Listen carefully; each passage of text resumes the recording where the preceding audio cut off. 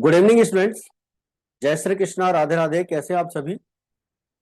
देखिए बच्चों, एनसीईआरटी समर्पण बैच की अपनी आज की तीसरी क्लास है और कंप्लीट एनसीईआरटी का सिलेबस अपन इस क्लास में कर रहे हैं और ये क्लास बिल्कुल फ्री है और आपको ये बिल्कुल 3 बजे रोज क्लास मिल रही है। 2 क्लासेज हमारी इस सीरीज की पूरी हो चुकी है। अगर आपने नहीं देखी हो तो आप जरूर से पुरानी क्लासेस को देखें।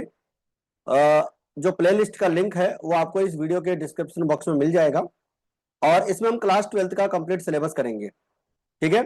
और ये एनसीईआरटी बेस्ड है और इसके अंदर जो है हम पूरे कॉन्सेप्ट करेंगे चैप्टर वाइज। थ्योरी कॉन्सेप्ट अभी अपने चल रहे हैं, 3-4 क्लासेज में हमारे थ्योरी कॉन्सेप्ट चलेंगे। उसके बाद में हम इसके इलस्ट्रेशन सॉल्व करना शुरू कर देंगे। एनसीईआरटी न्यूमेरिकल क्वेश्चन सॉल्व करेंगे और डू इट योर सेल्फ के क्वेश्चन सॉल्व करेंगे। और हमारी एक क्लास विश्वास बेच के नाम से आती है, ये 4 बजे आती है डेली, ठीक है। और इसमें हम क्लास 12th की अकाउंटेंसी का डीके गोयल बुक का कंप्लीट सॉल्यूशन कर रहे हैं।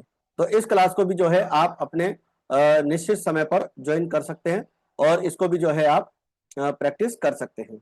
और ये जो क्लासेज है बच्चों यूट्यूब पर बिल्कुल फ्री है और अपने इस यूट्यूब चैनल पर है, जिसको आप ज्यादा से ज्यादा सब्सक्राइब करें, ठीक है। आज का जो हमारा तीसरा लेक्चर है इसमें हम एक छोटा सा टॉपिक लास्ट क्लास का बाकी रह गया था, डिफरेंस बिटवीन जनरल पार्टनरशिप और एलएलपी के बारे में पढ़ेंगे और उसके बाद में पार्टनरशिप डीड के बारे में पढ़ेंगे और rules applicable in absence of partnership deed होते हैं उनको भी अपन देखेंगे।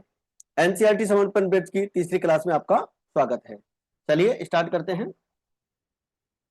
सबसे पहले अगर आप चैनल पर नए हैं तो आप चैनल को सब्सक्राइब कर लीजिए और लाइक कीजिए, क्लासेस को ज्यादा से ज्यादा अपने फ्रेंड्स तक शेयर कीजिए, ठीक है। कोई भी पीडीएफ अगर आपको चाहिए तो इसके लिए आप टेलीग्राम चैनल आपको ज्वाइन करना रहेगा। हमारी क्लासेस की जो भी इंफॉर्मेशन है वो आपको इस टेलीग्राम चैनल पे मिलेगी। तो हमारा जो सोशल मीडिया प्लेटफॉर्म है वो इसी नाम से है, डी मेथड्स कॉमर्स एकेडमी के नाम से, जिसपे आपको ये लोगो दिख जाएगा। तो आप आराम से जो हमारी क्लासेस को आइडेंटिफाई कर पाएंगे। तो सभी बच्चे अच्छे से ध्यान से इन क्लासेस को देखेंगे। तो चलिए स्टार्ट करते हैं। आज की क्लास के हमारे टॉपिक्स रहेंगे meaning of partnership deed, contents of partnership deed and rules applicable in absence of partnership deed. तो चलिए स्टार्ट करते हैं। सबसे पहले पार्टनरशिप फर्म के बारे में बात करें कि पार्टनरशिप जो होती है उसकी डीड में क्या क्या इंफॉर्मेशन होती है। अनलिमिटेड लाइबिलिटी पार्टनरशिप होती है, मतलब अपने यहाँ पर डिफरेंस पढ़ेंगे पहले नॉर्मल पार्टनरशिप में और एलएलपी पार्टनरशिप पर। तो जो नॉर्मल पार्टनरशिप फर्म होती है उसमें अनलिमिटेड लाइबिलिटी होती है, जॉइंट असेट्स ओनरशिप होता है, ठीक है। और इधर से जो है पार्टनर्स के बीच में लीगल एंटिटी और लाइबिलिटी की बात कर रहे हैं।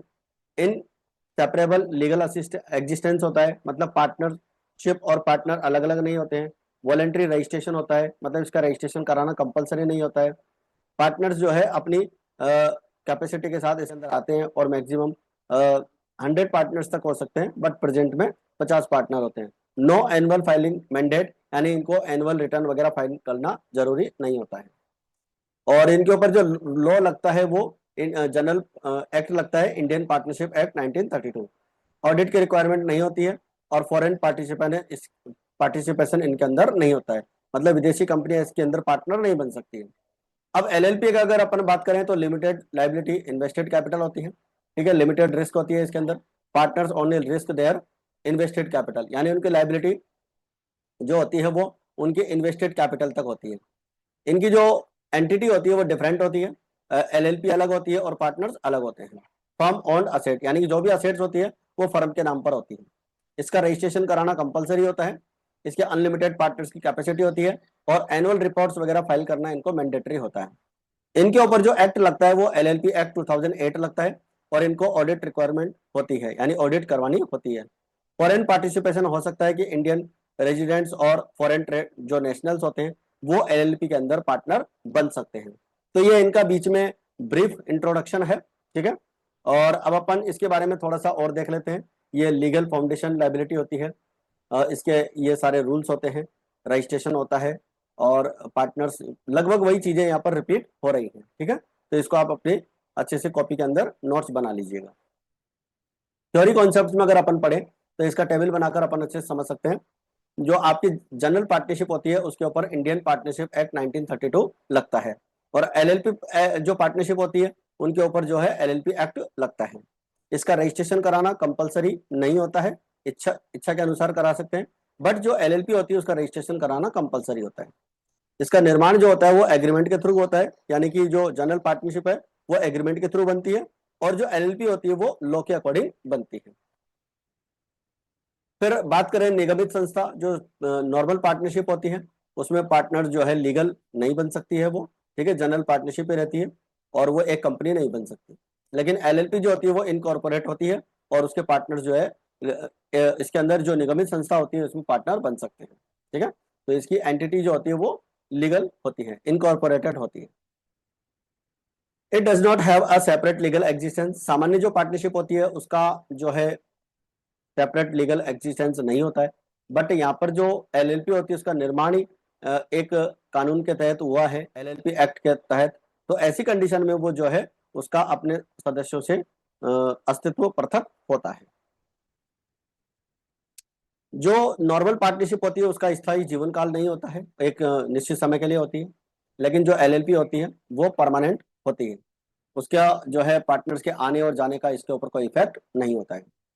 जो पार्टनर्स की अगर बात करें तो मिनिमम 2 होते हैं और मैक्सिमम 50 होते हैं।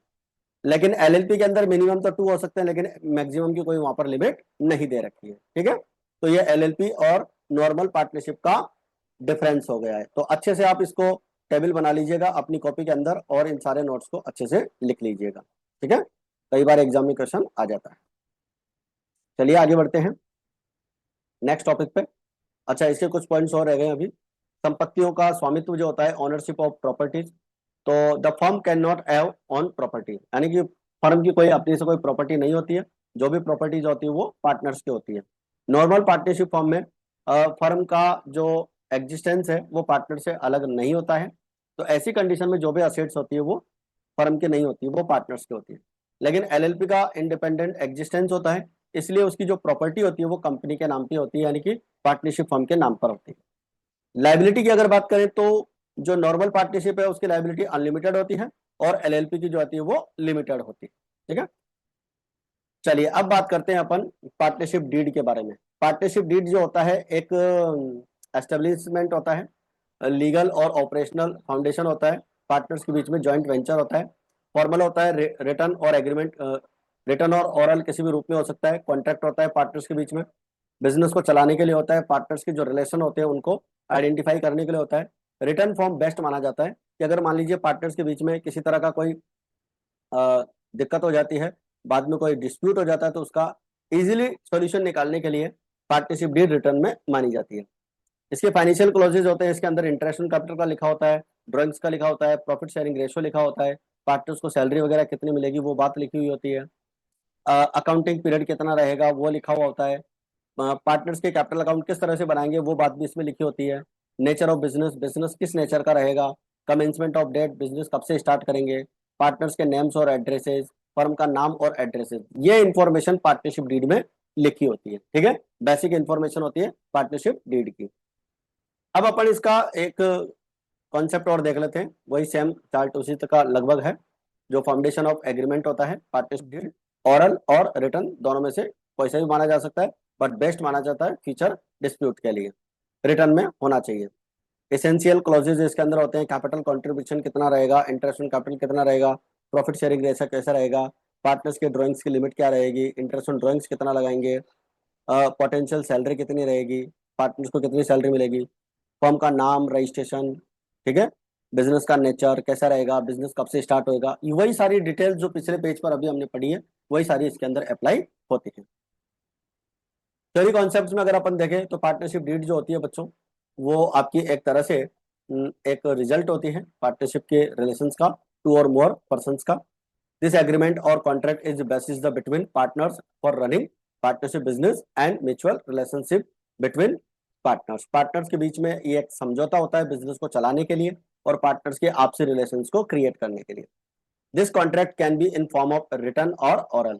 इस एग्रीमेंट को हम किसी भी फॉर्मेट में रख सकते हैं, चाहे वो अपन ओरल रखें या रिटर्न में रखें, दोनों ही बेस्ट माने जाते हैं।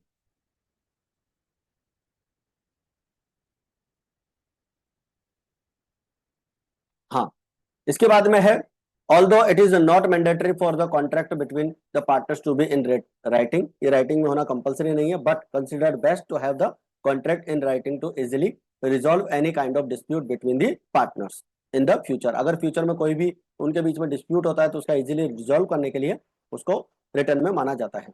This written contract is called the partnership deed. The following things are mentioned in the partnership deed. Partnership deed के अंदर कुछ कुछ जो बातें लिखी होती है वो क्या क्या होती है? फर्म का नाम और एड्रेस क्या रहेगा, पार्टनर्स के नाम एड्रेस क्या रहेंगे, और nature of the business which the partnership firm wishes to carry on. मतलब जो फर्म जो बिजनेस चलाना चाहती है उस बिजनेस का नेचर कैसा रहेगा, कैसी बिजनेस वो चलाना चाहता है, मतलब स्मॉल लेवल का या बड़े लेवल का बिजनेस चलाना चाहते हैं, ट्रेडिंग बिजनेस चलाना चाहते हैं, नॉन ट्रेडिंग चलाना चाहते हैं, या सर्विसेज देने का काम करेंगे, या गुड्स और गुड्स की सप्लाई करेंगे, तो कैसा बिजनेस करेंगे वो चीज इसके अंदर लिखी होती है। पार्टनर्स की कैपिटल होती है, how much capital will be each partner contribute to the firm and how will the accounts will be maintained. उनके फिक्स्ड कैपिटल मेथड रहेंगे या फ्लक्चुएटिंग कैपिटल मेथड रहेंगे, कौन से मेथड से वो पार्टनर्स कैपिटल को मेंटेन करेंगे, ये बात इसके अंदर लिखी होती है। Interest on capital, whether or not partners will be paid interest on capital. If yes, then the what rate it will be paid. Interest rate क्या रहेगी पार्टनर्स के बीच में, वो चीज यहाँ पर बताई गई है। इंटरेस्ट ऑन कैपिटल देना है या नहीं देना है, ड्राइंग्स क्या रहेगा, इंटरेस्ट ऑन ड्राइंग्स कितना उनको निकालना ड्राइंग्स रहेगा, ठीक है, कितना अमाउंट विड्रॉल कर सकते हैं, उसके ऊपर रेट जो इंटरेस्ट है वो किस रेट से चार्ज करेंगे। प्रॉफिट शेयरिंग रेशो क्या रहेगा पार्टनर्स के बीच में, तो ये इन्फॉर्मेशन पार्टनरशिप डीड में लिखी होती है। किसी पार्टनर को सैलरी मिलेगी, कितनी मिलेगी या नहीं मिलेगी, ठीक है, कितनी सैलरी उसको पे कर सकते हैं, अकाउंटिंग पीरियड क्या रहेगा बिजनेस का, कब से अकाउंटिंग स्टार्ट होगी, फाइनल अकाउंट कब प्रिपेयर करेंगे, तो ये इन्फॉर्मेशन इसमें लिखी होती है। Date of commencement of partnership, partnership का जो कमेंसमेंट है, स्टार्टिंग है, वो कब से रहेगी। तो ये मेन इन्फॉर्मेशन अपन यहाँ पर डिस्कस की है। नोट्स के रूप में मैंने आपको ऐसे बता दिया है, और याद करने के लिए जो फ्लो चार्ट्स बताए गए हैं उनको अकॉर्डिंग आप याद कर लेंगे। अब आती है बात vital rules of partnership deed. Partnership deed के अंदर क्या क्या रूल्स होते हैं, तो देखो लीगल रजिस्ट्रेशन होता है, ठीक है, रिकमेंडेड होता है कि आप इसको रिटर्न में रखें, और रिव्यू इसका जो इंपॉर्टेंस की बात कर रहे हैं अपन कि पार्टनरशिप डीड की क्या इंपॉर्टेंस होती है। क्लेरिफाई राइट्स एंड ड्यूटीज, मतलब पार्टनर्स की जो राइट्स और ड्यूटीज है उनको क्लेरिफाई करता है। अगर किसी प्रकार की मिसअंडरस्टैंडिंग होती है तो उसको रिमूव करता है, किसी प्रकार का कोई डिस्प्यूट होता है तो उनको रिमूव करता है। तो ये पार्टनरशिप डीड की क्या होती है, इंपॉर्टेंस होती है। और अपन इधर देख सकते हैं कि पार्टनरशिप डीड का क्या रूल होता है। Defining roles and legal status, clarifying rights and duties, legal registration होता है, ठीक है, लीगल स्टैंडिंग रिकमेंडेशंस होता है, और इधर से अपन मान सकते हैं कि कॉन्फ्लिक्ट प्रिवेंशन और रिजोल्यूशन हो सकता है, रिजॉल्विंग डिस्प्यूट्स हो सकता है, मतलब जो भी डिस्प्यूट्स होते हैं उनका रिजॉल्व कर सकता है। तो ये पार्टनरशिप डीड की इंपॉर्टेंस होती है। नॉट फॉर्मेट अगर अपन देखें, दिस इज दो it is not mandatory to prepare a partnership deed as per law, it must be prepared because of the following reasons. Partnership deed बनाना क्यों कंपलसरी होता है, वैसे बना लेना चाहिए, पार्टनरशिप डीड कंपलसरी नहीं है लेकिन अच्छा रहता है अगर बना लेते हैं तो। क्यों रहता है, partnership deed clarifies the rights duties and liabilities of each partner. हर पार्टनर की लाइबिलिटी, राइट और ड्यूटीज वहां पर फिक्स रहती है। It is helpful in the removing misunderstanding among the partners because all the terms and conditions related to partnership are already written in it।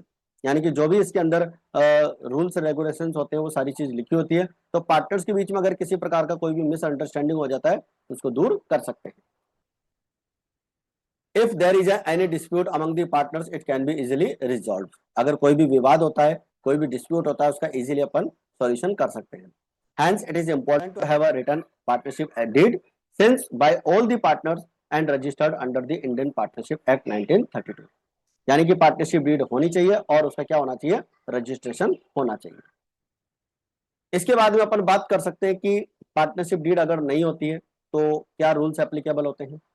देखो management and active voice होती है, partners के rights होते हैं, business को चला सकते हैं, inspect from the books, books का इंस्पेक्शन कर सकते हैं, उनकी कॉपीज ले सकते हैं, ठीक है, और इंटरेस्ट ऑन ड्राइंग्स चार्ज नहीं होगा। अपन पढ़ रहे हैं rules applicable in absence of partnership deed. किसी भी पार्टनर को सैलरी, कमीशन, कोई रेम्यूनरेशन नहीं मिलेगा। अगर कोई पार्टनर बिजनेस को लोन देता है तो उसके ऊपर 6% पर एनम के रेट से रेट इंटरेस्ट मिलेगा, और ये जो इंटरेस्ट होगा ये चार्ज अगेंस्ट प्रॉफिट होगा, ठीक है, ये अपने को पेमेंट करना ही पड़ेगा, चाहे पार्टनर्स का प्रॉफिट हो चाहे लॉस हो। इंटरेस्ट ऑन कैपिटल का ये रूल है कि किसी भी पार्टनर को इंटरेस्ट ऑन कैपिटल नहीं मिलेगा, ठीक है, in absence of partnership deed. Rules in absence of partnership deed अपन पढ़ रहे हैं। और प्रॉफिट होने पर ही अगर देंगे, इंटरेस्ट ऑन कैपिटल देने की अगर बात है तो वो प्रॉफिट होगा तभी पार्टनर्स को प्रोवाइड करवाएंगे, ठीक है बच्चों। तो ये रूल्स थे in absence of partnership deed. इनको अपन नोट्स फॉर्मेट में अगर देखें तो if the partners do not have any partnership deed, even oral agreement और there is nothing specific in the partnership deed, then the rules given in the partnership act 1932 apply. अगर partners के बीच में किसी तरह का कोई एग्रीमेंट नहीं है, पार्टनरशिप डीड नहीं है, तो पार्टनरशिप एक्ट में कुछ रूल्स दिए हुए हैं, वो रूल्स ऑटोमेटिकली फॉलो हो जाते हैं। सबसे पहले रूल होता है प्रॉफिट शेयरिंग रेशो का। The profit sharing ratio between partners will be same, equal रहेगा, यानी कि उन्होंने कितनी भी कैपिटल लगाई हो तो पार्टनर्स रेशो इक्वल रहेगा। Interest on capital, if there is no mention of interest on capital in the partnership agreement, there no interest will be given to any partner. But if there is a provision for interest on capital between the partners, then such interest will be given only when there is a profit. अगर interest on capital का कोई provision नहीं है तो किसी भी partner को interest on capital नहीं मिलेगा, लेकिन अगर इंटरेस्ट ऑन कैपिटल देने की बात कही गई है तो वो तभी मिलेगा जब पार्टनर्स को वहां पर प्रॉफिट होगा। लॉस होने पर इंटरेस्ट ऑन कैपिटल नहीं देंगे। इंटरेस्ट ऑन ड्रॉइंग्स की अगर अपन बात करें तो interest on drawings will not be charge from the partners. Interest on drawings partner से चार्ज नहीं करेंगे, ठीक है। तो पार्टनर से किसी भी तरह का इंटरेस्ट ऑन ड्रॉइंग्स नहीं लिया जाएगा। इसके बाद में इंटरेस्ट ऑन लोन की अगर अपन बात करें, if a partner gives any amount other than capital to the firm as a interest will be paid on it rate of 6% per annum. ये पॉइंट इंपॉर्टेंट है, इसको ध्यान रखिएगा। अगर कोई भी पार्टनर फर्म को लोन देता है तो उस लोन के ऊपर 6% इंटरेस्ट मिलेगा, और ये जो इंटरेस्ट होता है ये चार्ज अगेंस्ट प्रॉफिट माना जाता है, यानी कि फर्म में प्रॉफिट हो चाहे लॉस हो, ये इंटरेस्ट अपने को देना ही देना है। इसके बाद में किसी भी पार्टनर को कोई सैलरी नहीं मिलेगी, कोई रेम्युनरेशन और किसी भी काम के लिए उसको नहीं दिया जाएगा। Every partner has the right to take part in the running of the business. Business के संचालन के लिए हर पार्टनर जो है रिस्पॉन्सिबल होगा और हर पार्टनर बिजनेस में पार्टिसिपेट कर पाएगा। Every partner has the right to inspect the books of the firm, यानी कि हर पार्टनर बिजनेस की बुक्स को इंस्पेक्शन कर सकता है और उनकी कॉपी ले सकता है, ठीक है बच्चों। तो ये पार्टनरशिप डीड के आपके रूल्स यहाँ पर हो जाते हैं। और इसी के साथ हमारी आज की क्लास यहीं पर समाप्त हो जाती है। चैनल अगर आपने अभी तक सब्सक्राइब नहीं किया हो तो आप चैनल को सब्सक्राइब कीजिए। क्लास आपको रोज 3 से 4 पे मिल रही है। क्लास 12th की अकाउंटेंसी मैं आपको इस चैनल पे बिल्कुल फ्री करवा दूंगा, ठीक है। आपको कहीं पे कोई कोचिंग वगैरह कोई देखने की जरूरत नहीं पड़ेगी। पूरी अकाउंटेंसी में आपको कंप्लीट आपके एग्जाम तक कंप्लीट करवाने वाला हूँ। एग्जाम तक मैं आप लोगों का इस क्लास को साथ चलाने वाला हूँ, ठीक है। तो आप सभी बच्चे इस क्लास को कंटिन्यू देखेंगे और लाइक करेंगे और कमेंट करके आप हमें बताएंगे कि आपको हमारी क्लास का जो एफर्ट्स हम आपके लिए कर रहे हैं वो कैसा लग रहा है, ठीक है। तो आज की क्लास में फिलहाल इतना ही, मिलते हैं फिर अपन नेक्स्ट क्लास में। जय हिंद, जय भारत।